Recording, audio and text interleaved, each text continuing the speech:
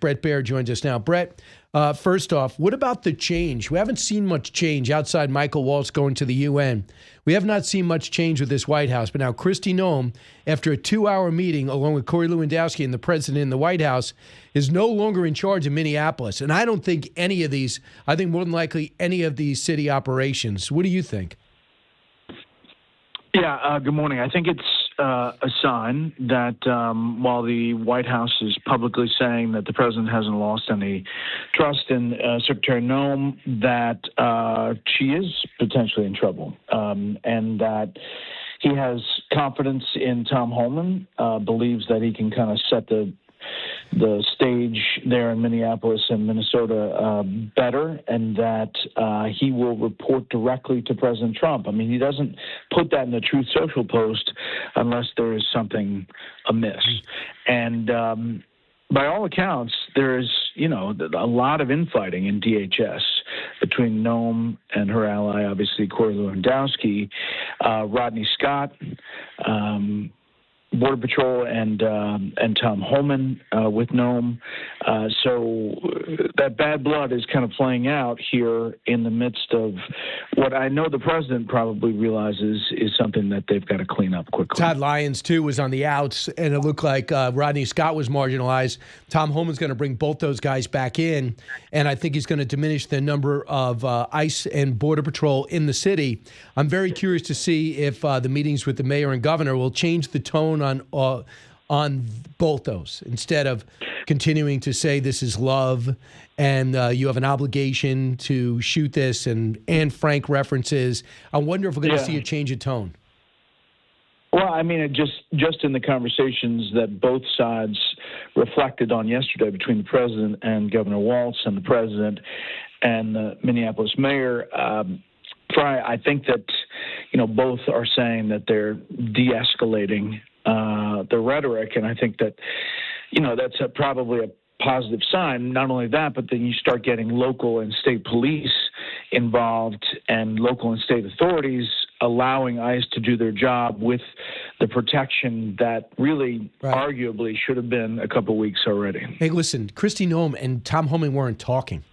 Tom Homan was not getting a call back for months, and that's a problem.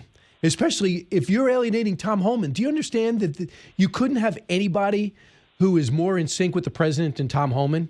And you do that in your own peril. You should understand basic office politics better than that. So here's Senator Ted Cruz on the need for change. Cut 9. What I think the administration could do better is the tone with which they're describing this. That immediately when an incident like this happens, they come out guns blazing, that we took out a violent terrorist, hooray. And the problem is, particularly for someone not paying attention, if you're being told this is a mom of 3 and there's no indication, she's not waving an ISIS flag or doesn't have a suicide vest around her. Yeah. Escalating the rhetoric doesn't help, and it actually loses credibility. So that's not usual for the senator to take on the administration and their policies, and I think it's in wake of the change. It gives people freedom to act. I'm wondering, Bret, do you think this leads to a shutdown? What does your gut tell you? What do your sources say? Well, Democrats are heading that way because they see that this is a really political valuable moment for them. They've seen polls turn their way. They've seen independents shift dramatically against some of these ICE operations and believe that stirring this pot is a good thing. But as you talked about earlier, it's not really fruitful if that's what they're trying to do. If you're trying to deny ICE money, it is not this way because they've been funded largely, almost completely through 2029. So you take that money and you then affect TSA and somebody that can't get someplace because of airport backup, or FEMA and emergency funds in the wake of these snowstorms. I think that is potentially dangerous politically. But right now, Democrats are, sowing their oats. They feel like this is a valuable political moment. So I'm looking at some of the polls, and the president's got reason to feel he's on the right side of this. 55%, when asked, are you for deporting all illegal criminals? The New York Times poll, 55% yes. Marquette poll, 64% said yes. CBS, 57% said yes. And ABC, 56%. So it comes down to, if these polls, I mean, it's very rare to get polls over 50% like this. So let's say they're true, or they're trending true. It's all about the methods. And if Tom Homan offers the fresh start there, I think we could be on the right track, because Tom Homan said we got to go for the worst of the worst. And you'll put all the pressure on the people protecting illegal immigrants in sanctuary status, if that is indeed the case. Yeah, I think it's about painting the picture. It's about the tactics they use. It's about how they do it. Obviously, you're going to have these professional agitators and other protesters that are designed to kind of stir the pot in each one of these operations. But if you have local and state authorities helping separate that, maybe have protest areas that are away from the operation, all kinds of things that you can do. Number two is that you're right. When you talk specifically about criminals and getting them off the street, the polls are exponential. Guess what else is exponential? When you say, for people who have been here illegally but have been paying taxes or have been part of the community before 2020, if you provide them some way, some pathway, maybe you do the Dreamers, all of this stuff, it's starting to be a 70-30, 80-20 issue.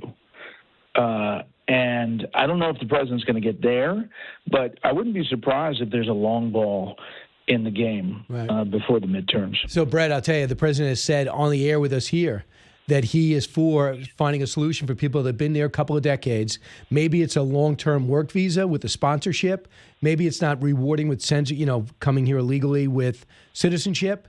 But maybe it's getting them acclimated into the system where you can get insurance and you can get scale pay and things to that nature. You no longer have to fear deportation. So that is something, I hear you, and I think the president wants to do that. I think Stephen Miller, I think Kristi Noem, and who's ever telling Kristi Noem what to do, are the ones pushing against that. The zero-sum game, I don't think, is where the American people are at. Thanks so much. Hey, Bret, look forward to you tonight. See Special Report tonight at 6 o'clock Eastern Time. Thanks, Bret. Want even more Fox News on YouTube? Become a Fox News Patriot today. Click join to find out how.